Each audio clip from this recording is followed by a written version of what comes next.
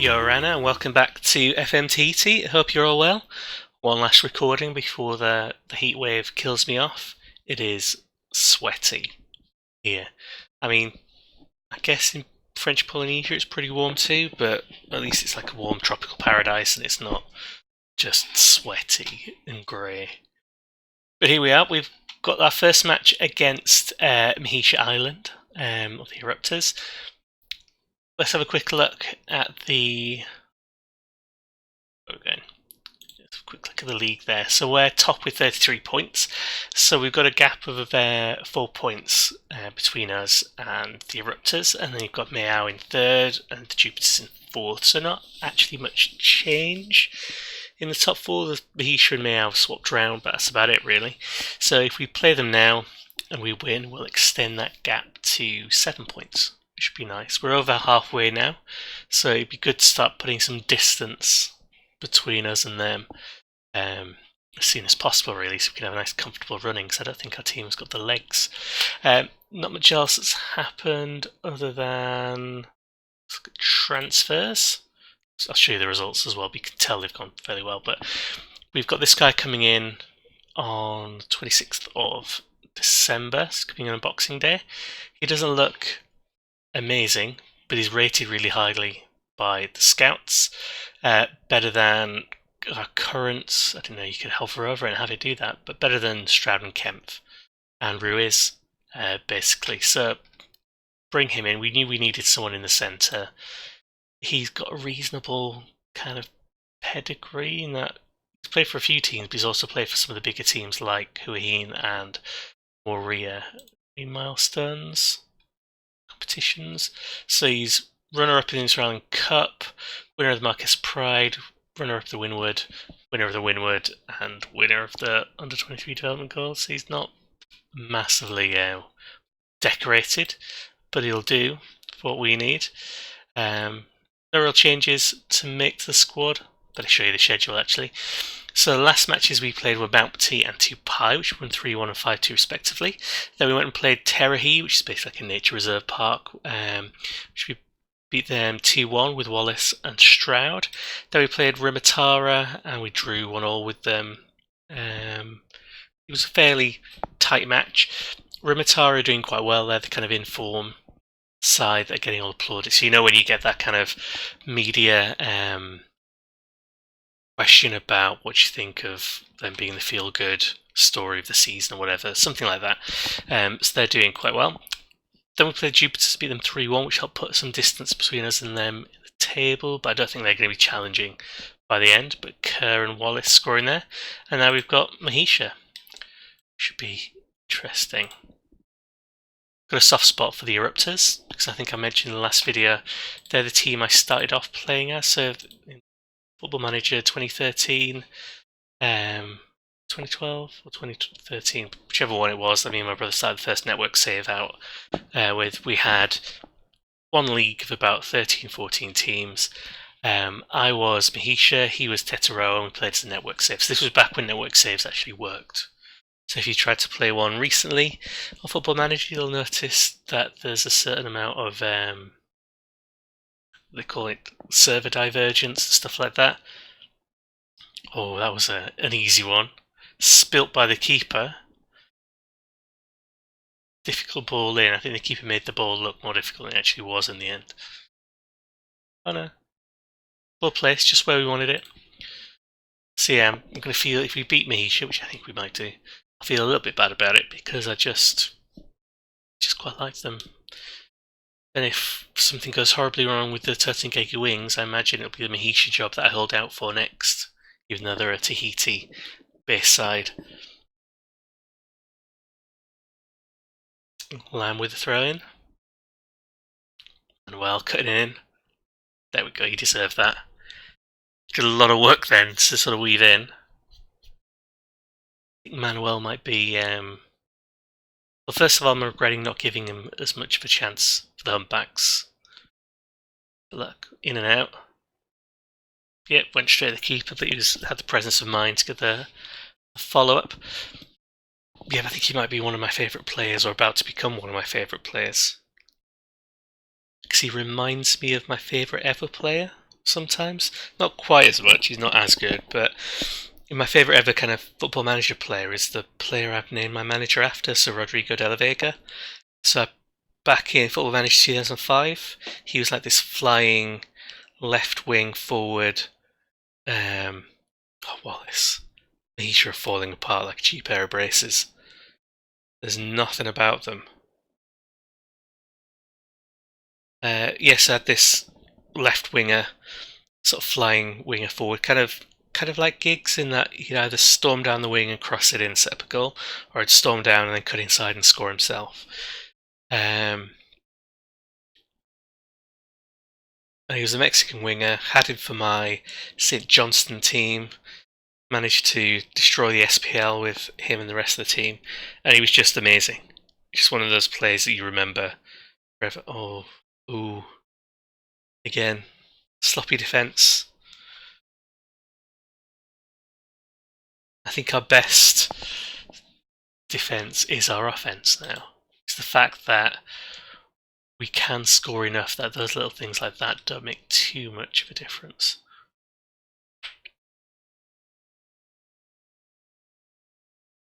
Yeah, Manuel's reminded me of that kind of player. When he does little things like that, it reminds me very much. I guess I could get him to do that more often if I played him as an inside forward and pushed him up a bit, but the tactic's working. I don't want to make too many changes to it just to get him scoring a few more or getting a few more nines. Minan? Manuel? Oh, offside. He did look a little bit offside.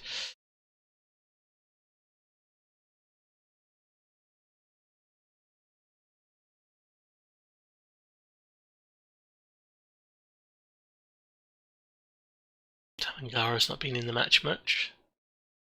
Bring him off.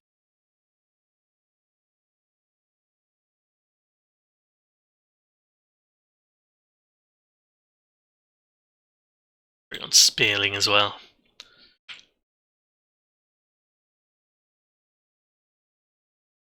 So this should help open up that gap, bring it to 7 points. Ideally want it in double figures, just so we can win at Saunter. It'd be nice to get the championship kind of done with. Penalty. Yeah, I think he definitely was shoved.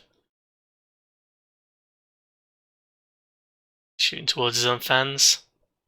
Saved. One-handed save like it was nothing. His confidence must be destroyed.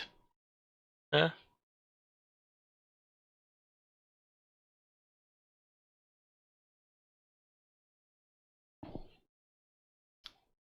See if we can deal with their throw in. Oh yeah, of course we can. It's our highlight. Wallace picking up a goal, 13th of the season. So I think I said in the last video, I think he might get 15 to 20. He's on his way.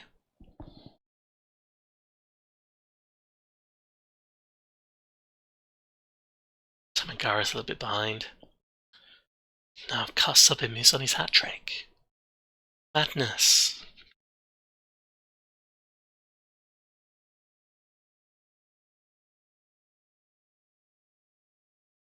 Oh, great highlight. Good tackle there.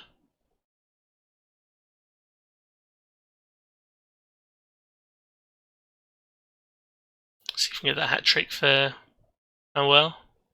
He's going to provide her in this situation, isn't he? There we go. I think that move would have ended up with a goal for us if we'd been allowed to carry on, but don't be greedy. 4-1 will do it. Good win. And I don't want to call it too early, but I think this might be the point where we've kind of won the title. It is definitely too early, isn't it? Just because that 7-point gap between us and... Oh, it doesn't really matter, is it? There's only 5 points between us and... Yeah, I forgot about them. It certainly puts us in a commanding position. Let's go with that. So we'll come back for the next match, which will be against Pukka, who are down here. I just like playing against Pukka, saying Pukka. So we'll come back in a minute or two to play Pukka. Right, time to play Pukka. They're at home, we're away. in form, they're not. Tanagara twisted his ankle in training, so we're going to have to swap him out for Chabert. That's all. Swap him out for Chabert. Let's bring Spearling on for Meunier for this one. Maggie's not quite ready to come back in for Kemp, so we'll give Kemp one last game before we start bringing him in.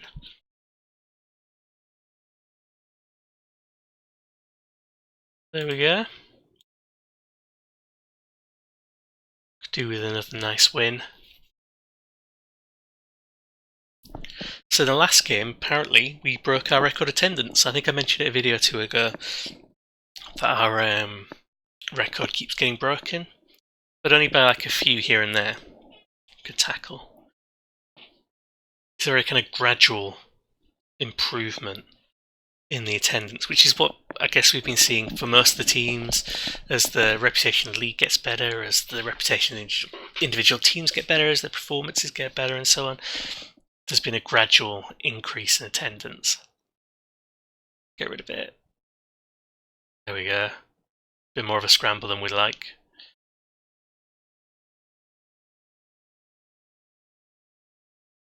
Their stadium looks quite grand with it being set back like that. So I think it's something like 543 is our record attendance now.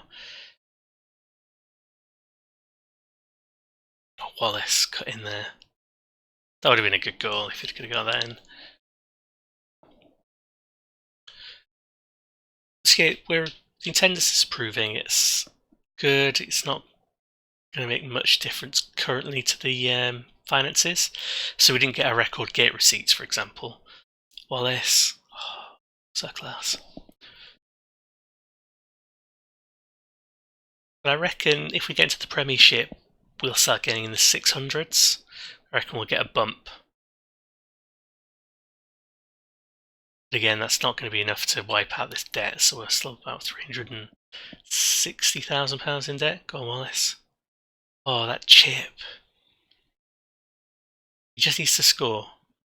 If you score, he'll settle into it, he'll be fine.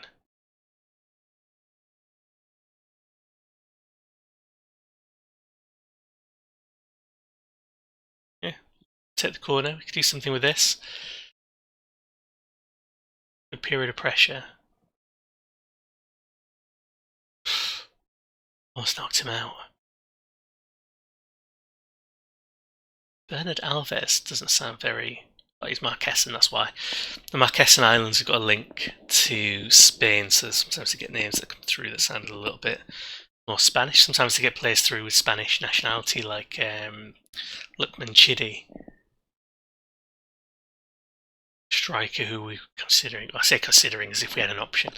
We wanted to get, but he had no interest in us, let's be honest.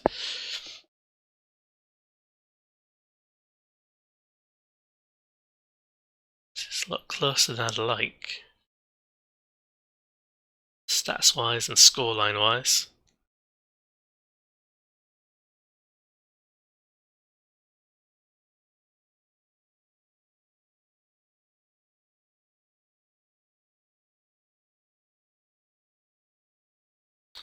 Mahia winning and they're beating Mayao, so they're taking points off each other, which is good. That's the way, if one of them had to win, that's the way around we want it. Ideally a draw, but Mahia beating Mayao is better for us, marginally.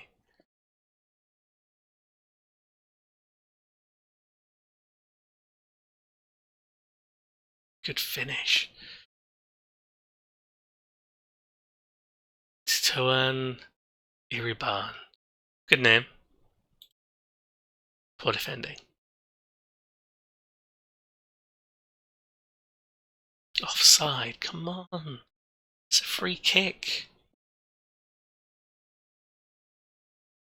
That is poor. Really poor.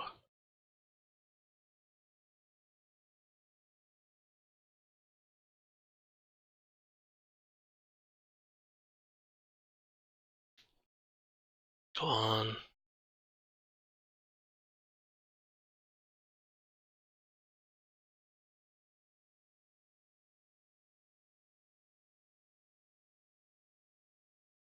Fair.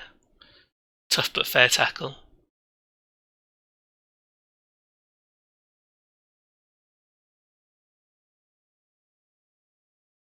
Right, what can I do? What options have I got on the bench? Mahia can come on for Spearling because he's not done a great deal.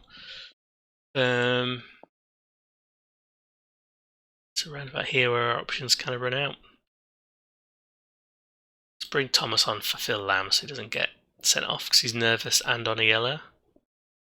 Just hope that injects enough fresh legs.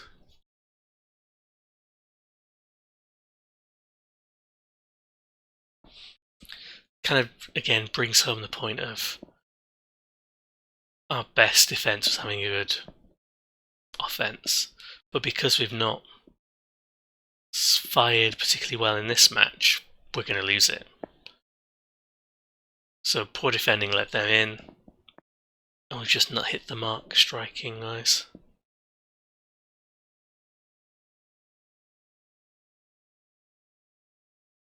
Unless there's some magic to be had here.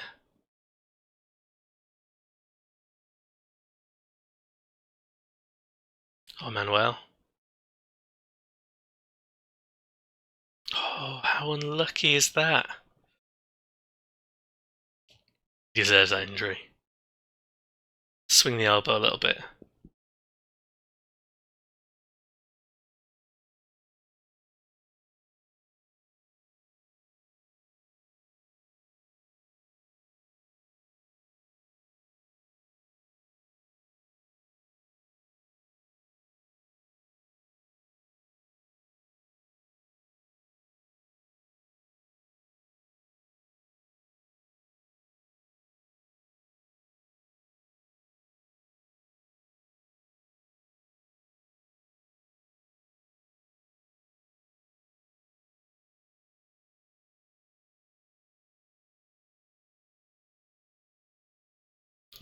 There we go. The mic just went a bit weird then. I think I fixed it.